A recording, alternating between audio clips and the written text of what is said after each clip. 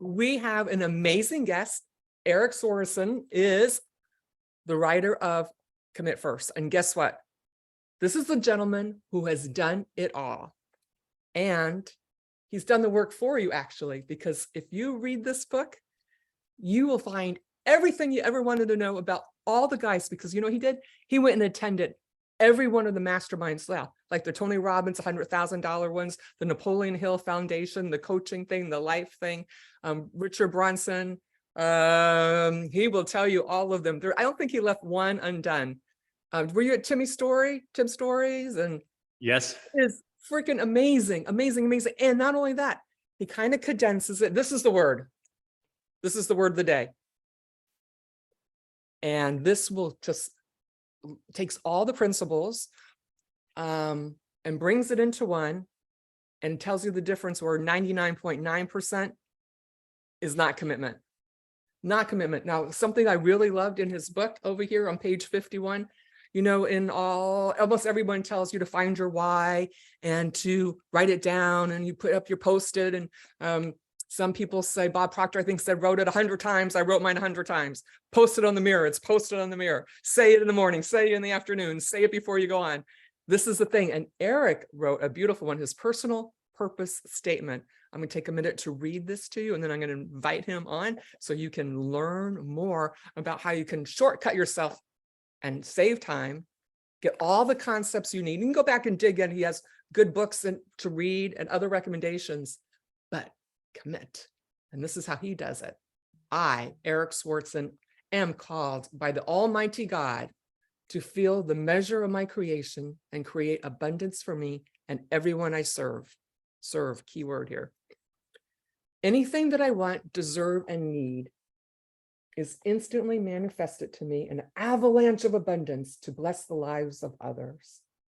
I'm grateful to God for all that he has blessed me with and will bless me with. See, well written. I'm called to serve others at the highest level, guide others in living good and taking care of physical needs of those and mine around me.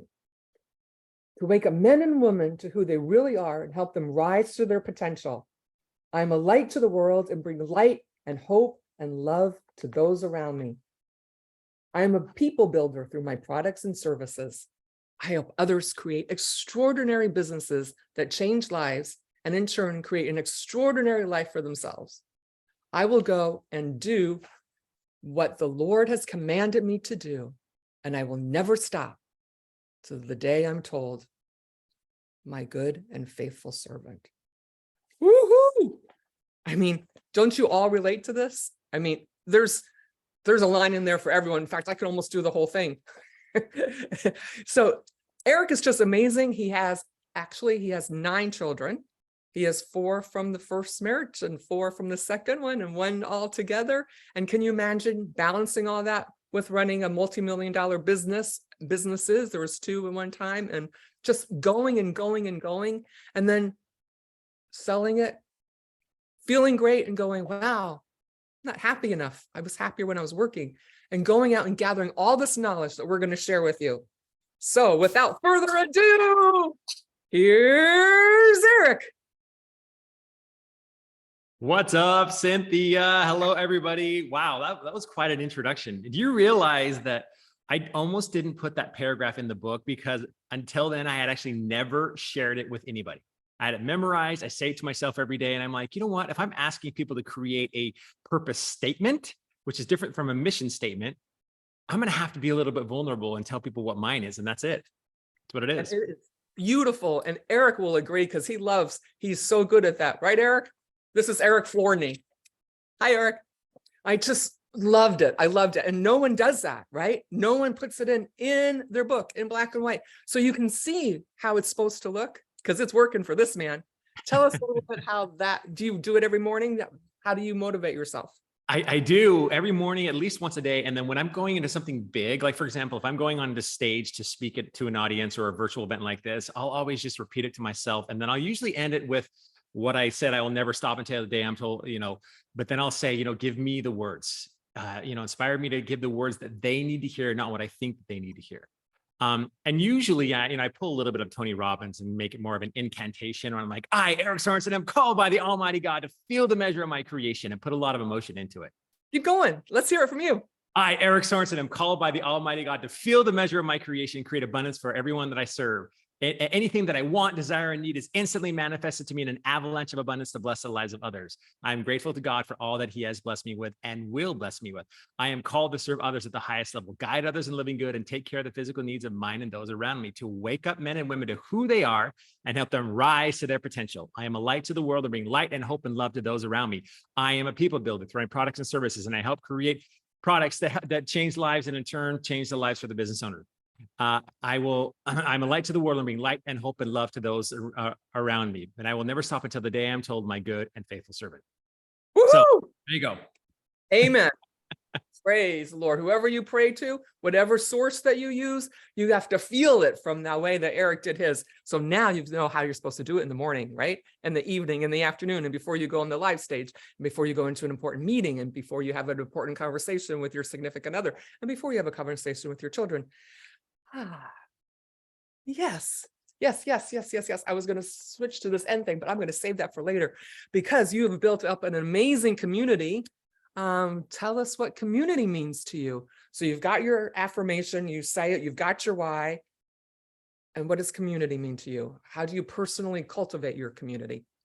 Wow. I mean, really, community is one of the major, I think, 4 pillars to anything that you're trying to accomplish. My goal they're really twofold. Number one, change lives through my products and my services, through my message, through my content, through what I share, and to save lives, which is sort of the nonprofit initiative I'm very involved in the human trafficking world.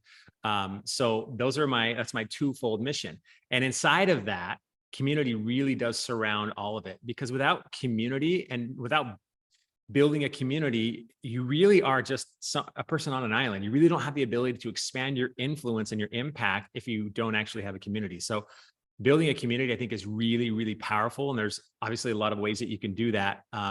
But for me, it was building a community of people that I wanted to serve.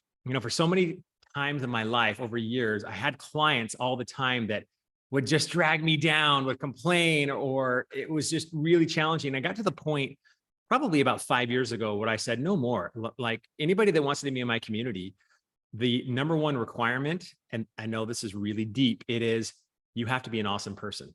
That literally is the number one requirement. And that's about 80% of the weight in my community, is if you're just a good, awesome person, because we want to make sure we're bringing people together that collaborate. I truly believe that competition happens at the bottom. Collaboration happens at the top.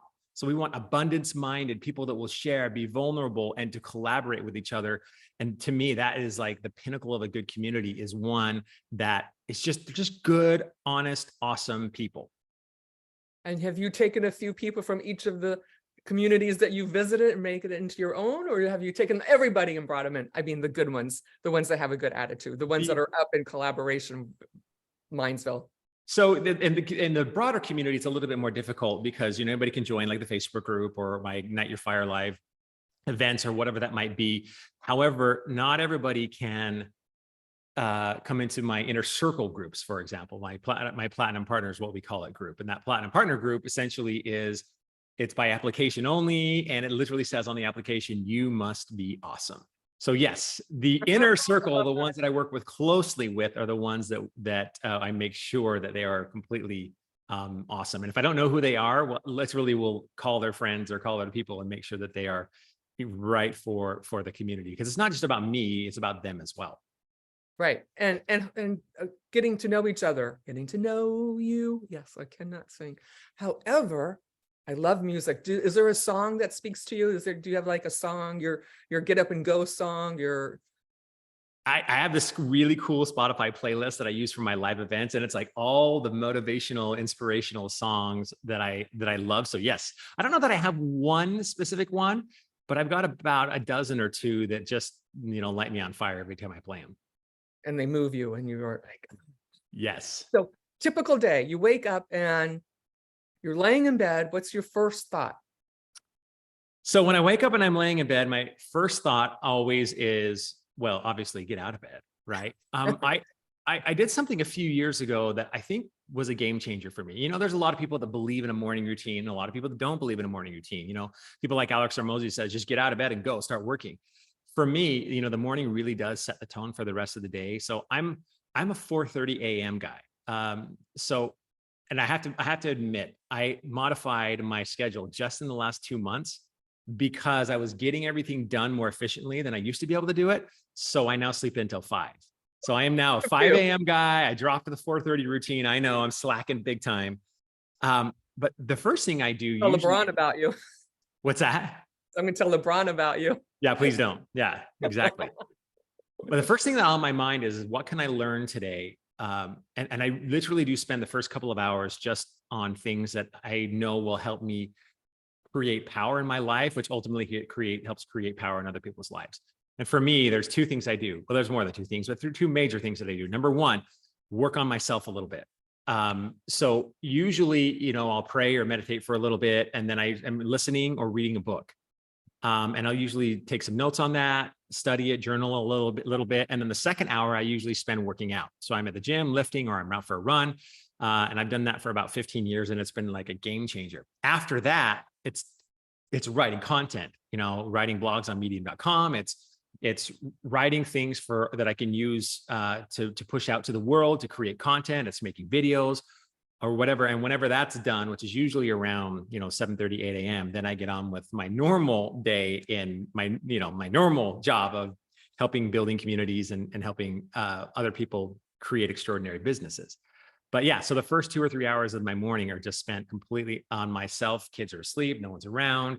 And I'm telling you, you want to be inspired, then get yourself in a state of inspiration every day by learning, by growing, by moving your body.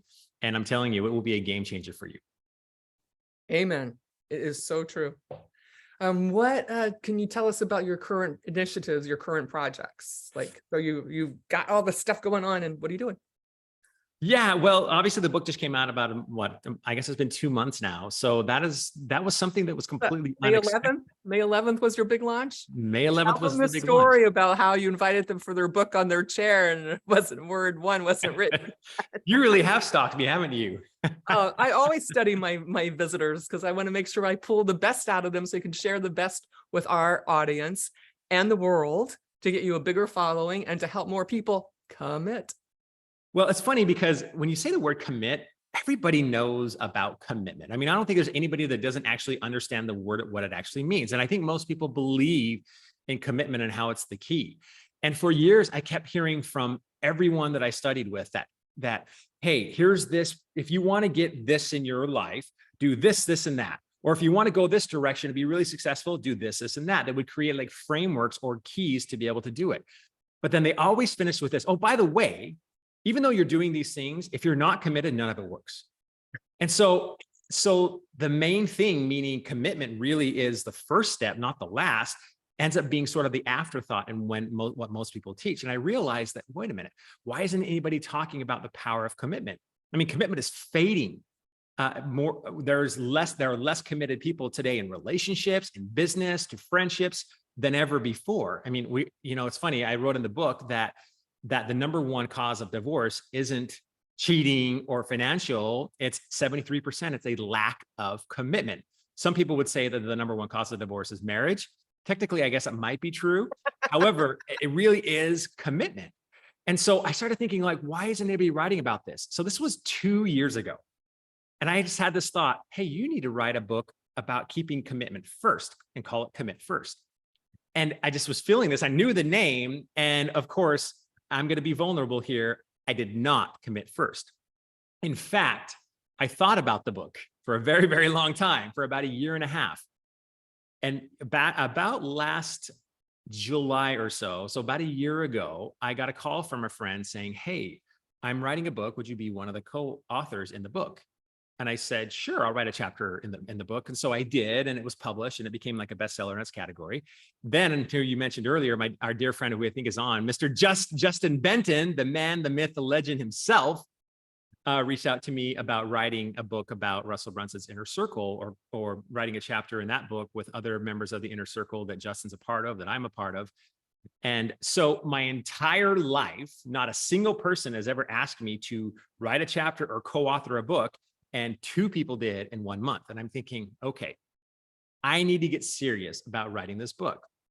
But of course, I didn't. Another 5 or 6 months passed, and here's January. Everybody's thinking about New Year's resolutions. And I started thinking to myself, Erik, when are you going to finally write a book?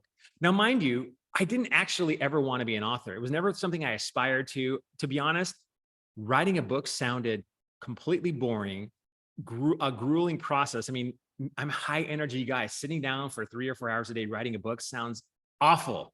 Thank you, Justin. Erica, 3-time bestseller now. You're the man. And that is a lot because of him. Justin is the great connector if you're talking about community. He's amazing. Yes, he is. So I'm sitting there thinking like, okay, I've got to finally commit and live the principles of the book. And so I decided I'm going to live the principle and commit first. So I went live on January 11th, oddly enough. And I went live to all my social media followers and I said, I'm so excited. Commit First is being released on May 11th. You can pre-order the book right now. And I was just pumped it up and got really excited about it. The problem was this: I hadn't still yet written a single word on that day. So I speak at, 2 or 3 events a week, mostly virtual. And so every event, you know what I said? Oh, by the way, you can pre-order my book, Commit First. I had a live event in Nashville, in-person event. My live event is once a year, and not necessarily in Nashville, but in May. On May 11th, which is why I chose the date, because I told every single participant in there, you're going to get a copy of my book on May 11th. Bam, there it is. Yep. You must have a first edition, obviously. Yes. But of course. Beautiful. So what that did was, first off, I made a public declaration. I told dozens of audiences about it. I told my audience, do you think there's a chance I would have ever shown up to my own live event without a book in my hand? And the reason why committing first is so powerful is what you're actually doing when you're committing first is you are making a path to make it easier to keep your commitment and harder to break it. In other words, it now became harder to not write the book because there was no way I was showing up to my own event and all of these people, I would lose my integrity, my honesty, my character, my identity by not actually publishing the book.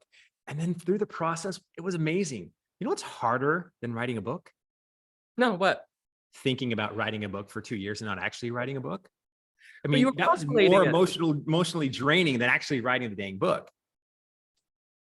Yeah, just like procrastination, like, mowing the lawn and then it rains and you're like, oh, should have done it. Should have done it. I wouldn't be doing this mental exercise right now if I had written the book. Absolutely. Mow the lawn or whatever it is in your life.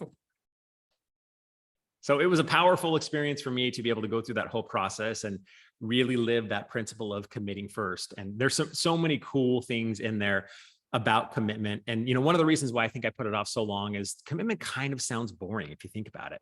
But when you dive into how powerful it is and what it actually means versus what we think it means, I mean, the commit first method that I put in there and a few other strategies are just life-changing strategies that if you decide to live them, really, I mean, it could ultimately alter the course of your life. Who's ordering it already on Amazon? Is it on Amazon? It is on Amazon, yes? Yep, absolutely. Absolutely, of course it is. Silly question. I mean, it is just amazing. And the way he puts in other little stories, like, can you believe this guy is so vulnerable? Erik is like, oh, of course Justin Benton's got his copy. Do you have the signed one? He probably does. And I'm sure he has several. He probably is giving them away also as gifts. Heading back to your personal purpose statement, you've got your 7 values, your 7 core pillars. Core values: strength and talents, passion, vision, service, flexibility, conciseness. Expand on that for our audience. So, a personal purpose statement, some of you may not have heard this, to me, connected much more than like a mission statement. A mission statement is pretty common. That was a Stephen Covey thing back in the day. I had a chance to meet him before and talk to him back when he was alive, and amazing guy. 7 Habits is one of the all-time best books out there. But it's there. What the problem with that is a mission statement, that's a little bit different than a purpose. Your mission can change from time to time. There's a point where when you develop it enough, you get to understand what your sole purpose is in life, like your true purpose, and everything else comes from that. And so I realized that creating a statement that I could remind myself of what my purpose is would help me from deviating, down a different route or a different road that I really shouldn't be on.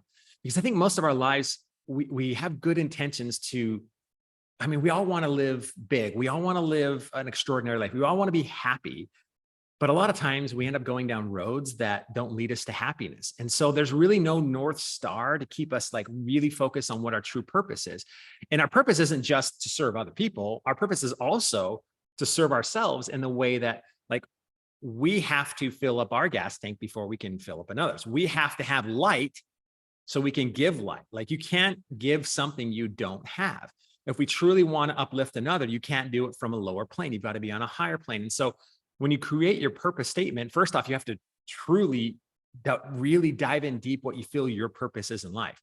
And I hate to say it, I didn't discover my true purpose until just a few years ago when I turned 40. And when I turned 40 is when I realized, you know what, here I am. I just sold a company, made a ton of money. You mentioned that earlier. And I felt like my identity was the business. And when I sold the business, I sold my identity, which is completely a misplaced identity. It's completely wrong. I didn't realize it at the time. It was the worst time of my life until I realized that, wait a minute, anytime that you're doing some activity and you're procrastinating it, like you mentioned, or you're not feeling aligned for whatever reason, you realize over time that it's because I'm doing something that isn't in line with who I truly am. Mark Twain said it best, their two greatest days of your life are the day you were born and the day you find out why. So I love that. And in that time where I was trying to discover my purpose, I read a quote that changed my life. And it said this, it said that the scariest day of your life is the day you die, when the person you are meets the person you could have become. And so I realized that I wasn't the person I was meant to become. And I started realizing I have to define that for myself. What is my purpose in life? What is my purpose with others? What is my purpose in business? And start completely uncommitting to everything that isn't within that purpose and completely aligning myself with everything that is within that purpose. And how did you do that? That's really hard. I know I've got too many yeses out there and I'm noticing that this is happening and I have to pull it back in. How did you do that? So there is a great book, and unfortunately it's not my book. I have it right here. That does a really, go, right? What did really you say before? Good job. Cut and follow your gut. What's that? You said someplace, one of your interviews, cut and follow your gut. Yes. I think you did, what did you do? The bow and arrow, and then sometimes you just have to jump off the cliff and go, ah! Sometimes you just have to jump off a cliff and find your wings on the way down. Yes. It is really hard. For example, you mentioned procrastination. That's one really good way of truly understanding what is not your purpose. Meaning when you're procrastinating something, it really is a gift. It really is telling you something you shouldn't be doing. It doesn't mean it shouldn't be done. It simply means that you shouldn't be doing it because it's really not aligned with your purpose. Now, there are some things, as you know, that we kind of have to do. But the thing I love about your question and how do you really narrow into what your purpose is and really get rid of everything else, first off, you have the ability to choose what your purpose is. And you look at I listed those 7 things. You look at your strengths, you look at your talents, you look at your purpose. There's 7 things within that you can look at to make sure that you're truly defining your purpose and who you really are. Oh, look at that. You have them highlighted. Well done. Thank you. I thought it was very powerful. And I even have the pages folded down. So, you can go back and find them. Just in case anyone who is following here, this is page 52 and 53. And it spoke to me. So you ultimately have to really hone in what your purpose is and shed everything else, which means you're going to have to say no a lot more. The reason why I brought up this book is because Dr. Benjamin Hardy, who wrote this book, talks a lot about the Pareto principle, which is the 80-20 rule, which is essentially 80% of your results come from 20% of your actions. And most of us go through our entire lives focusing on that 80%, which is essentially just going through the motions, being busy, trying to, hustle, trying to grow, and not the 20% that actually makes the biggest amount of difference. So aligning with your purpose is really aligning with those things in that 20% category. In other words, the things that actually give you the biggest result and frankly, make you the happiest. There's a great way to know if you're doing something that is in line with your purpose. And that is, does it actually give you great fulfillment? Does it actually make you happy? I know that sounds really simplistic, but if it doesn't, it's probably not within your purpose. You know, if you gave me a QuickBooks login and said, hey, will you do my accounting for a week? I could probably figure it out, right? I could probably muscle through it for a week or two. But if I did it any longer than that, I would be completely miserable. I was not born to be an accountant. You might have. There's nothing wrong with that. That's just not me. I was born to help wake up potential in people and help them rise to it, period. And when I'm not doing that, indirectly or directly, I'm not happy. I'm not feeling aligned. But when I am doing that, I feel happy, aligned, joyful. Like it's crazy how good you can feel when you're truly in line with what you know you're called to do and what you know you're meant to become. Amen. Amen, brother. Amen. And you outsourced to a lovely, I think a female accountant. Did you mention that someplace? I don't know that I mentioned that, but yeah, I don't do it. We have a team that takes care of that. And I did outsource. It's not me. I did outsource my lawn.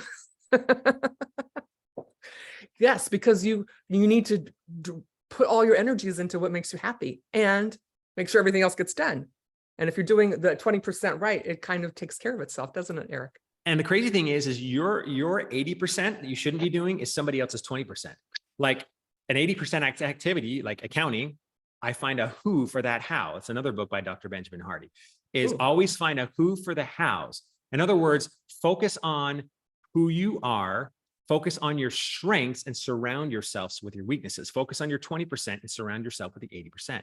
Find a who for all of the hows that you're procrastinating. Find the who for the things that you need to shed off that need to be done in your life, but you don't necessarily have to do them, and live in that 20%.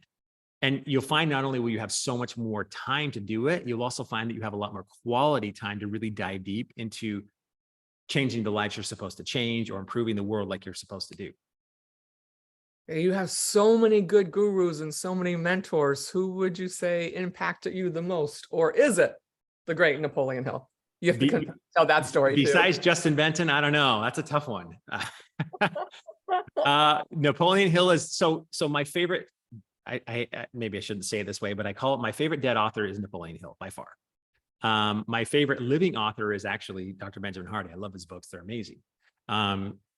So in terms of, it's really hard to say because I've studied with so many greats. Each one of them has a different aspect that I love. I mean, there's nothing like going to A Date with Destiny or UPW with Tony Robbins. Like that, it's just an insane experience. If you haven't had it, please have that experience. I mean, it is a life-changing experience. You know, I love listening to Brendan Burchard. I love people like Jamie Kern Lima, who has a powerful experience, has a powerful heart. Russell Brunson, who's, you know, a mentor of mine and Justin's as well. And we have a chance to rub shoulders with him quite often. And, you know, he's one of my powerful, he's a really powerful leader in my mind. And so it's really hard to narrow it down to one, but there's a handful that I really love to learn from. So tell the little private plane story with Russell Brunson, because Justin Benson is dying for you to tell. And so now we all want to hear, because we all want to know. Yeah. So last year in October, even before that happened, Justin knows I'm a pilot and I started flying when I was, I don't even know, 25 maybe. Awesome. And so I started flying when I first started my business, and I love aviation, always have my entire life. Well, Justin out of the blue gave me a call and said, hey, we have an opportunity to go to the Napoleon Hill Foundation during their board meeting and go through the Napoleon Hill's archives and meet the board. And of course, all of us know everything about Napoleon Hill. It's like, it would like be this dream trip. And he's like, we have a problem. We don't have a plane to get there, because it was one of those things where we had meetings in Boise one day and all of us were together, Russell, myself, Justin Benton, and all of the Russells inner circle for 2 days. And then immediately after, that was the day we were supposed to go to the Napoleon Hill Foundation in Wise, Virginia, which, as you know, is not the most accessible place to get to. So he's like, do you have a jet? And I'm like, as a matter of fact, I do. Now, I will admit, it's not my jet, but a buddy of mine acquired a jet that just a week or two before this. And I was with him and we were talking about, hey, we need to go fly this jet together. I'm like, great, I loved it. Let's do this. And so Justin had called me. I'm like, what a perfect opportunity. I called my buddy and I said, hey, let's fly to Wise, Virginia. You can fly it and I'll be the co-pilot. And he's like, great, let's do it. So I called back Justin. I'm like, Justin, we totally have this brand new jet, 2023, 12 passenger jet that was just delivered from the factory. Literally, like, I think ours was the second or third flight in it total. So we went to Boise, we did our meetings, and then the jet was waiting for us as we left for another Napoleon Hill Foundation, and myself and Justin and Russell Brunson, of course, a bunch of other amazing people that we love or came onto that plane with us. And just a small group of us flew to straight direct from Boise into Wise, Virginia, which of course is a very, very small runway. So I flew it with actually my friend ended up not being able to come. And so he sent another pilot, unfortunately, he sent another pilot to fly with me. And so we flew to Wise, Virginia, landed, I don't even remember what time, Justin, it was probably midnight or 1 o'clock in the morning, checked in, went to bed, woke up, and then had an opportunity to spend a day, 3 in the morning. Yeah, 3 in the morning sounds about right. Spent the day going through the Napoleon Hill archives, touching his works like the original manuscript of Outwitting the Devil and Outwitting the Beast, and some of his original works, unpublished works. And it was like this very spiritual, crazy, amazing day. And then we met amazing people like Cleona and of course, Adora. I don't know if you know her or not. She's amazing, Adora Evans. And I had a chance to speak with her quite a bit with the Project Uprise. And we met Don Green, who is the president and CEO, who's just an amazing guy, and some of the board. And we met Napoleon Hill's grandson. And so it was like this fantasy day. And we went to this banquet at night, and then we literally got on the plane and flew home and got back, in the middle of the night the next day. So it was a quick trip to Wise, Virginia, but like an absolutely amazing time to just hop in, fly to Wise, and then fly straight back to Boise. That is amazing. Absolutely amazing. Amazing. I love that story. I love that story. I got this one, Don Green's book, The Secret. I have that one here. Oh, right here. Very good. Look at us. Look at us. Look at us. We got great. He and I books. kept in touch, and he sent me this book, and I was super excited to read it. He's a great guy. And Dr. Hill is amazing. He is such a humble person. I talked to him for like 2 to 3 days, and then he actually did me a huge favor. He got me eggs for breakfast. Oh no. Every day in the morning, and brought them to the event because there were no eggs in the Wise Inn. And I didn't even know that was him until they announced him, and I went, that's how humble he was. Just an amazing group of people. That was so what were you doing there? I'm just like you. I wanted to go and touch it, feel it, learn more about Napoleon Hill, get closer to the source, hang out with the people, and get that amazing surge of wisdom, because I had not been there yet. And so many of my friends had. You and Justin, man, I have to keep up with you guys, What kind of plane was that 12 passenger plane? It was a Embraer as a Phenom 300E, which is Embraer. So some of you may know that, the Embraer Phenom 300E. Yeah, I don't, awesome. but I know there's a lot of people that my friends all are getting planes, and they all are like, and you didn't ask them that. So I'm really happy. As Justin said, it is the hottest jet on the market, which it is, because it's actually the largest jet you can fly with one pilot if you want to. Anything bigger than that, you actually have to have a crew, which is 2 pilots. So it creates a little bit more constraints in what you can and can't do, having to have, 2 pilots plus, all of your passengers, but you can actually fly it solo, which is pretty cool. And it'll fly anywhere in the world, essentially, except for Hawaii, because it's slightly beyond its fuel limitations. So it's pretty cool. That was my next question. How much fuel can it carry? Oh, in pounds, it's a good question. I don't know off the top of my head, but its range is about 2,500 nautical miles. Where else have you gone?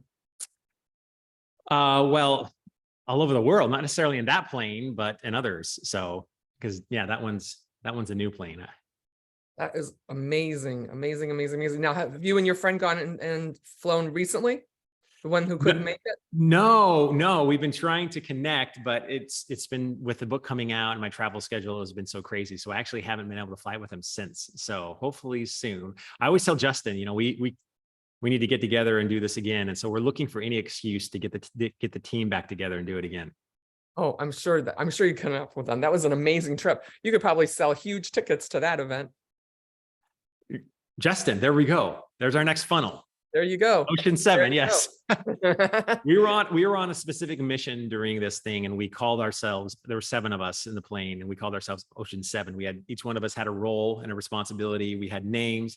It was super fun. So we're definitely at one point going to get Ocean 7 back together because, by the way, this book right here that Russell sent me, and he sent Justin as well, is one of the fruits of the labors of that trip to Wise, Virginia. This Think and Grow Rich by Napoleon Hill, obviously forward by Russell Brunson. It's his version of this. And I think this is the original, if I'm not mistaken. Justin could tell me more, but it's a really cool version of this. And he's using this in Russell's using this in one of his funnels now. So, oh, Justin, yeah, great comment. Justin said, Outwitting the Devil 2.0 TV series is coming soon. So that was one of the purposes of that mission as well. So there's a lot of really cool things that are going to be coming out because of that 24 hours in Wise, Virginia. There's a book for us right there, Justin. 24 hours in Wise. That, you know what? That's good reading. I want to read it. I want to know the conversations, what you talked about, what impressed you more. How about the typewriter in Don Green's does his podcast? He took us to see and gave us a copy of the movie. There's a movie out too. Yes, I've seen it. It's so good. It's so really good, folks. If you want to pick it up, it is amazing. Just like Erik's life. You are amazing. So you have all these books that have significant value. Is there anything you haven't read? Any guru you haven't touched? I'm sure there are, but I spent that, it's really interesting because you think your life is a certain way and you end up having some hardships in your life that you didn't really expect. And all of a sudden, anytime that there's these dark periods of your life, you have a choice, is it going to define me or destroy me? And sometimes it's hard to make the choice because sometimes you just want to run away from it all. But, during that dark period that I mentioned, prior to that, now this was only 3 or 4 years ago. Prior to that, I hadn't read a book in maybe 15 years. I wouldn't ever have been on a podcast. I would have never spoken on a stage. I'd never been to a mastermind. I hated conferences and things. I didn't like any of that. It's really strange. And I didn't like to read. I didn't even like to listen to anything on Audible. And so when I had that experience, I realized I needed to reach up as high as I could to get me out of the pit that I was in. And I went crazy. I started reading a book a week for about 3 years straight. And so when you ask that question, looking back, having read, I don't even know, 200, 300 plus books in the last 4 or 5 years, there's not much, at least on that top tier level of books that I haven't read in terms of self-development, personal development. A lot of these, of course, are ones that I've read, all of them that I've read. But yeah, there's so many great resources out there if you have the opportunity. And I'm not saying read a book a week, because there was a time in my life where I was doing that. I've changed that since just in the last year to find 3 or 4 books that are really in line with my purpose and will help me achieve my goals in life, my purpose in life, and go really deep on those 3 or 4. So like, for example, this book, I think I'm on my 5th reading now this year so far, something like that. So I really like to go deep in one book and really, really dive deep into something that's aligned with me and then move on to the next book. That's how you retain it and really absorb that information. Melvin Foote has a school. I bet he does a lot of reading. Do you know him? He's got a school and it's amazing. He's done so much with it. And he is encouraging everyone to read. Yeah, Lake, say hey, hey. So that was a really hard time for you. I think you said something, you can't help what happens to you. It's you forgive and forget and move on, but that's so easy to say and takes a lot of inner strength to pull yourself out. And you found this beautiful way to do it, but I know it wasn't easy. No, it wasn't easy at all. And it's funny, we always have the tendency to blame other people or other circumstances. Most of the time we think that the solutions to our problems are, or I should say the problems were caused by external factors. And most of the time, not all the time, that's never the case. And you realize over time that anytime that you're blaming something else for your problems, anything externally, whether it be a person or a circumstance or your environment, you're actually giving your power away to something else. It actually controls you. And there's a beauty in taking all that back and looking in the mirror, like really, really looking in the mirror Because when you do that and you realize it's everything's your fault, like everything. And I know that sounds sometimes harsh when you say that, but it's not, because all progress starts from the truth. You can never progress anywhere unless you are starting from a foundation of the truth. And you'll never know that until you actually look in the mirror. And when you realize that it's all your fault, it's not your environment, it's not your circumstances. Tony Robbins always said, life doesn't happen to you, it happens for you. Then all of a sudden the power is gone from those external factors you thought were controlling your life, and you take it back. And once you take it back, you never want to give that away to anything else. And so there's a great responsibility in looking in the mirror, but there's great power in looking in the mirror, because then it gives you the power to create your own world, to create your own life and choose the meaning of everything.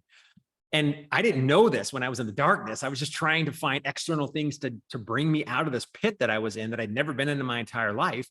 And it did help me climb out of it a little bit. But then I realized that, hey, I needed to stop blaming other things and realize that when things happen to you, there's a great gift inside of that. And it's really good that you chose such a good, healthy thing to move you forward instead of the other stuff, you know, that some people go to. So think about this, guys. There's always a way. There's always a way. And then you got yourself a whole squad of cheerleaders and football players and a dancer. And how does this squad bring you forth? That has to give you great joy and great emotional courage. You're very kind to say it that way. Yes. I would say joy and pain all at the same time. Anybody that's ever parented even one child, let alone, by the way, I have to correct you. It's not 9. We have 2 together.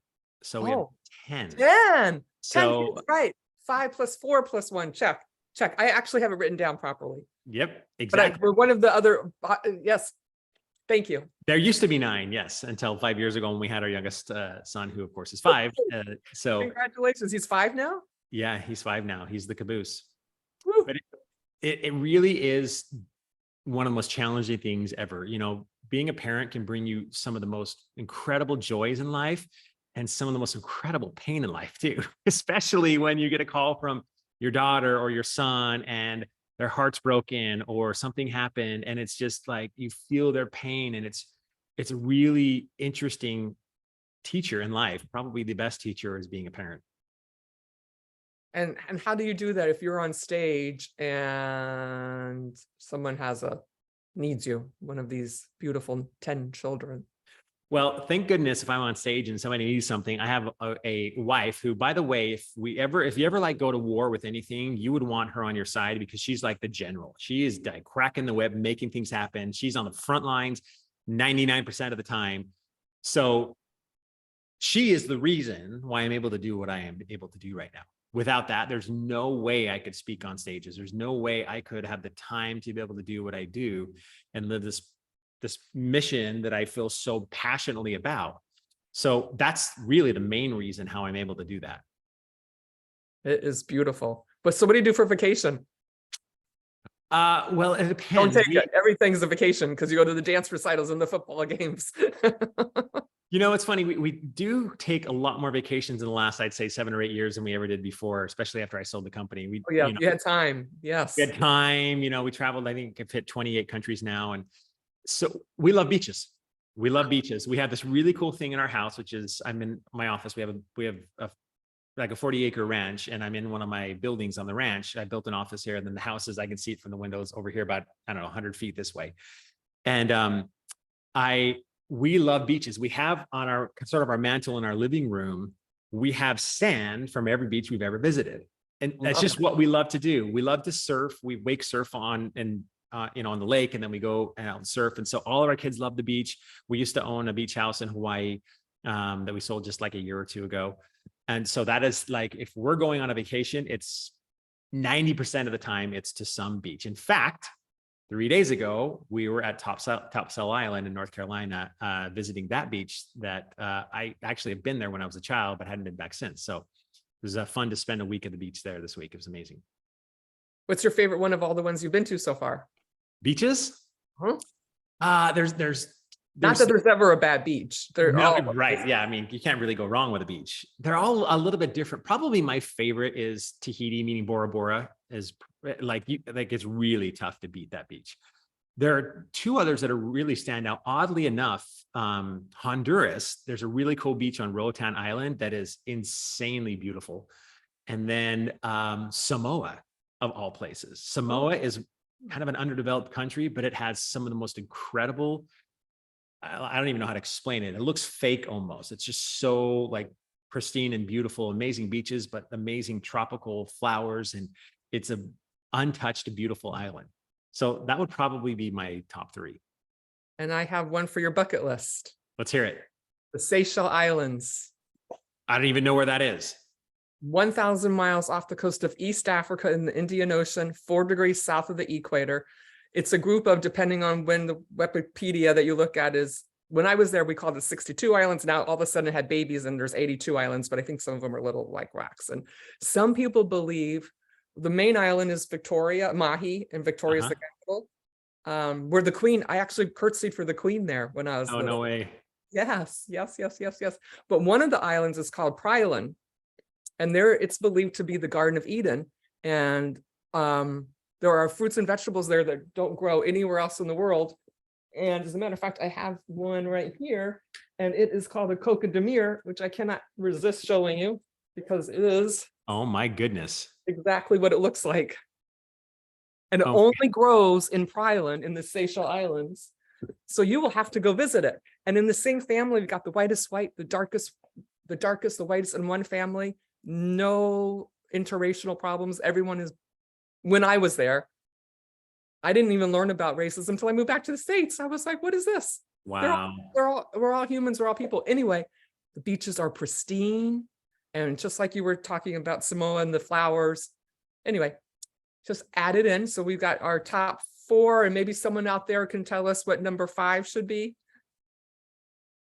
You can put it in the chat if you've got your favorite beach that wasn't. I was just going to say Fiji. Fiji's amazing too. Oh, Fiji. Okay. Well, the cool thing about Fiji is there's, I don't even know, 1,000, 2,000 islands, something like that. Like it's just island after island after island. It's Fiji's just spot on. Amazing. Have you bought one yet? No. I got to get I got to work on that machine over there first. North Shore of Kauai, yes. Like Princeville area, beautiful. Yes, Eric, amazing. Very cool. Very cool. Very cool. Very cool. What is that behind you? The gold record? Is that a gold record behind your head? Or it is. This is the two. You know what this is, right? I don't. No, this is the 2 Comma Club Award. So when you reach $1 million in a funnel like ClickFunnels, you get the 2 Comma Club, and then there's the 2 CCX, which I just actually finished and should be getting any day. Which is $10 million through a funnel. So see, guys, this guy is amazing. Anyone have any questions about funneling? That one's going to go up there. And then this is when I made Inc. 5,000 as fastest growing companies last year in 2022. So this is terrific. You're going to have to spread those out for the new one. I know. I'm going to have to figure out the landscape here a little bit. And yeah, sometimes you're kind of blacking it. So I almost missed that. Cool. And those are awesome. A little crooked here. Yeah. Fix that puppy up. Woo! Oh, wrong way. There we go. Oh, I'm just getting. No, you were right. You were right. There we go. Yes.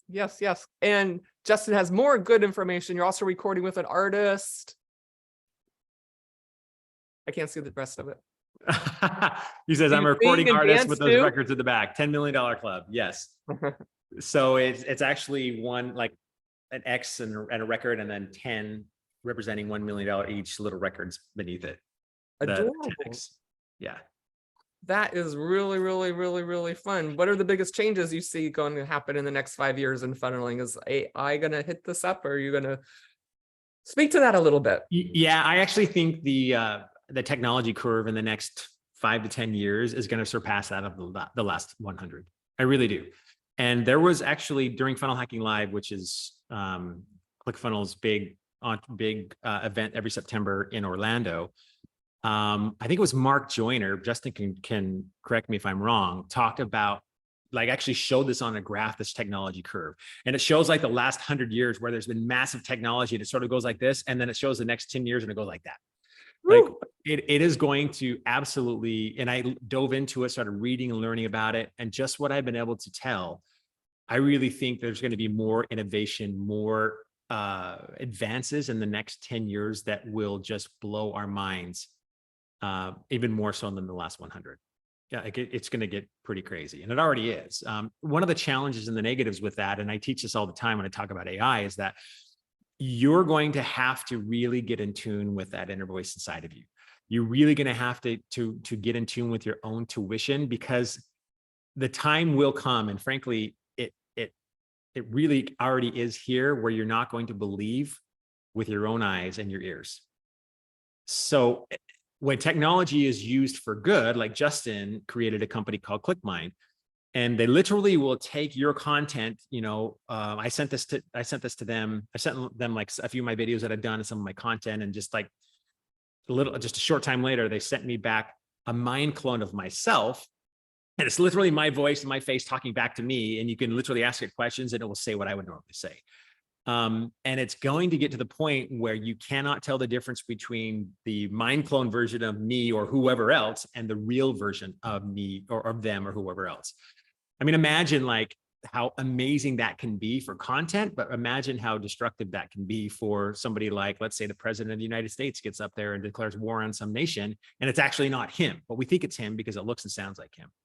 So, I think authentic, real relationships are going to get even more important, especially with online influencers and the people that live in the space that we live in, because you can clone us, but you can't really clone somebody's spirit, somebody, you're feeling about them. You can't really clone, in my opinion, somebody's heart.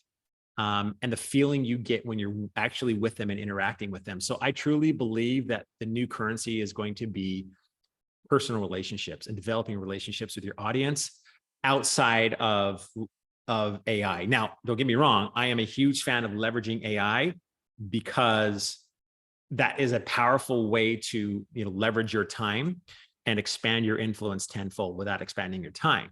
But I don't think it should ever replace true, personal, real trust and real relationships. Yes, and that is a part of why the Screen Actors Guild AFTRA is on strike, because there aren't any regulations. Do you have any advice for they're not settling it? It looks like a big old problem. But if they can take our likeness and use it any way they want, saying anything at any time, that's pretty scary.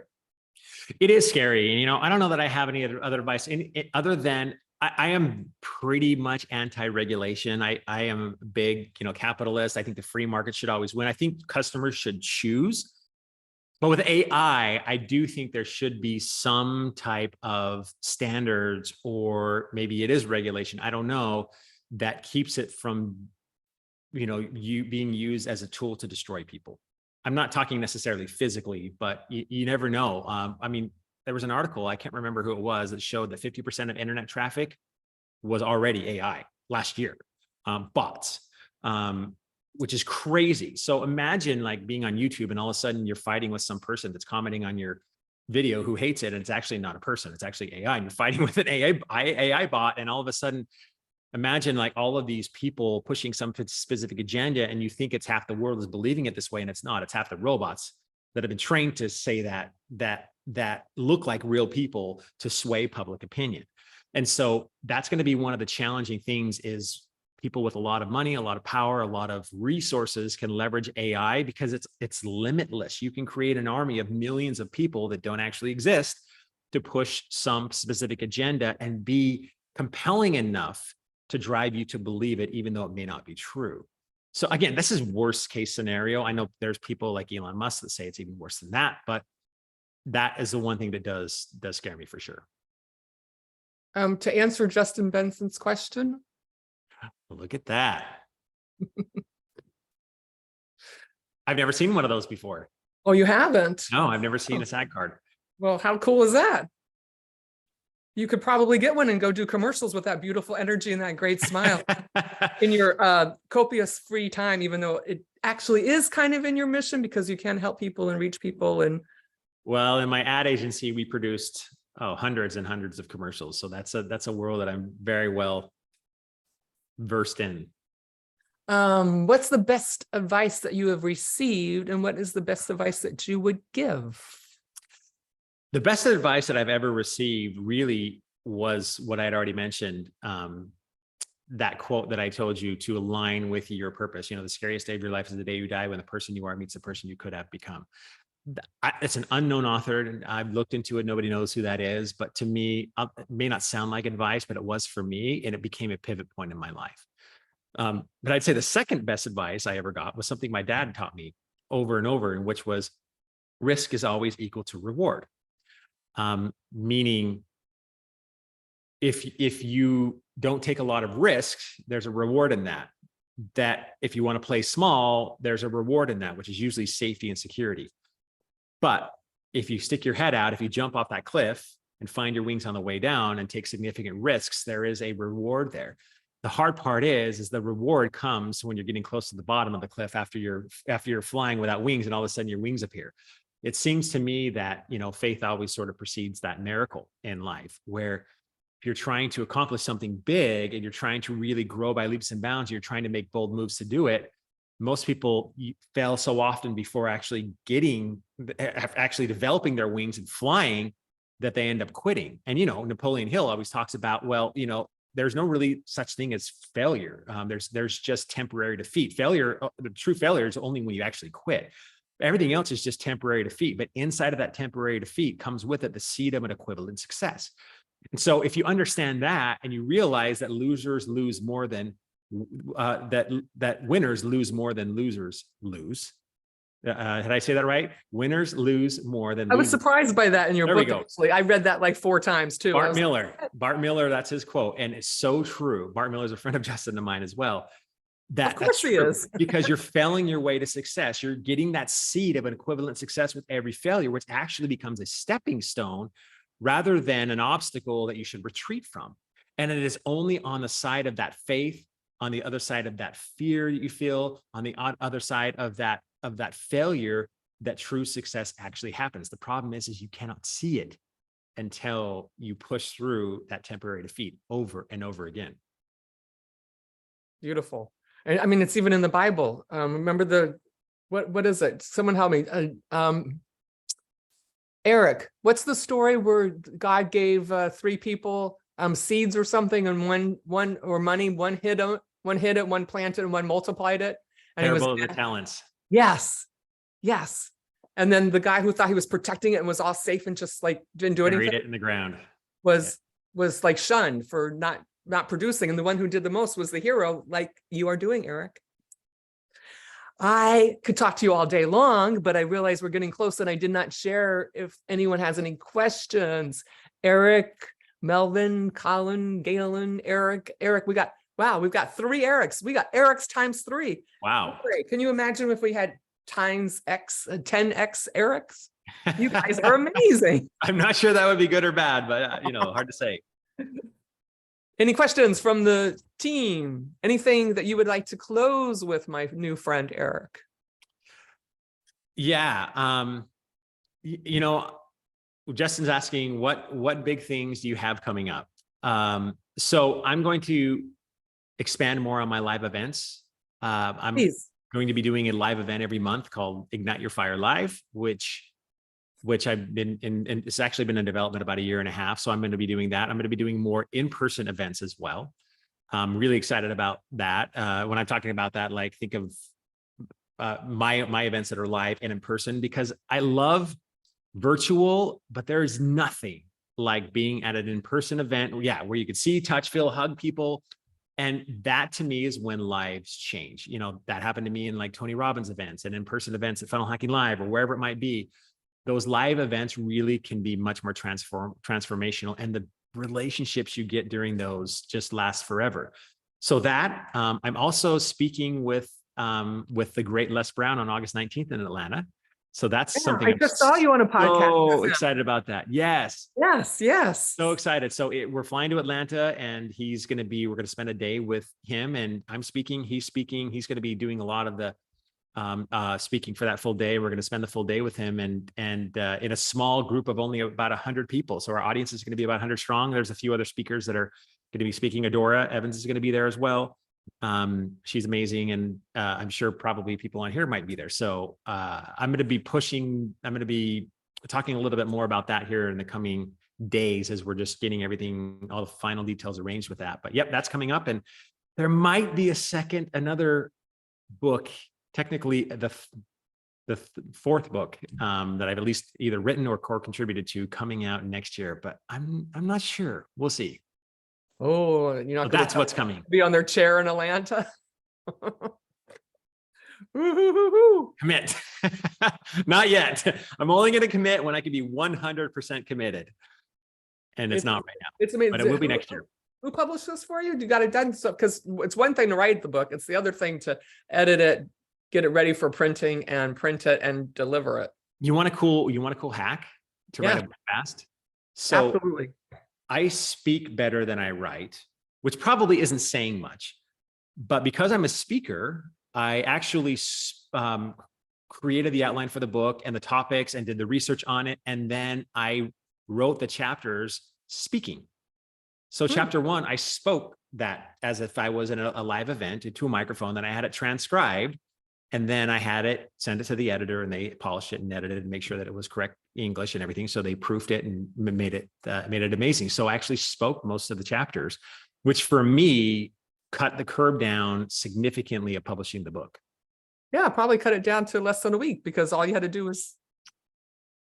Yeah, I mean, well, I took a lot longer than that. I mean, I think I took 4 months or so, but 4 months still is pretty quick to publish a book. And especially such a good one where you pull in all the resources of all the great knowledge that you've gleaned from all of our masters, all the masters living and not living. Yes. Very impressive. Very Amazing. impressive. So you went, what do you call it? Those little books you used to get in college when you were. Oh, Cliff Notes? Yes. So you want the Cliff Notes to the world. Commit. Commit, pick it up, buy it, or go sign up and learn and get a hug for Ignite Your Fire Live. Ooh. Can't wait. Okay. Any questions? Anything else that we missed? What do we have here? A cheat sheet to success and happiness. That's really good. Boy, Justin, you are on fire today. Where's your cheat sheet? Oh, he has one right here. Justin Benton right there on the cover. Russell Brunson, Justin Benton, and the Inner Circle members. This is an amazing compilation, a cheat sheet from members of the Inner Circle, all of them $1 million earners plus. It's an incredible book. It's an incredible read by the contributors, Justin, Russell, and all of us. Well, not all of us, but a lot of the Inner Circle as well. So that's a great one. And where do we get that one? On Amazon as well. I'm not sure what the price is today. It does change from time to time. I've seen it as high as $250 for the book. So you'll have to go on and see. I haven't looked for a while, but someone Google that. $247. By the way, it is actually worth every dollar because this book will get you to $1 million, at least $1 million funnel if you apply that. But guess what? For coming to the Cynthia Manion show with Erik, you can get it right now for $97. I'm not kidding. Quick, go to Amazon, click on it, get it now. Truth. Does it actually say really? True. I have it from my Inner Circle. Paperback, yeah. Gotcha.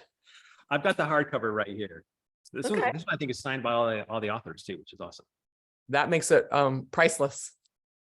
Very cool. Yes. Priceless. When do the kids go back to school? Oh, wow. Can you believe it's August next week? End of the month? No, I can't.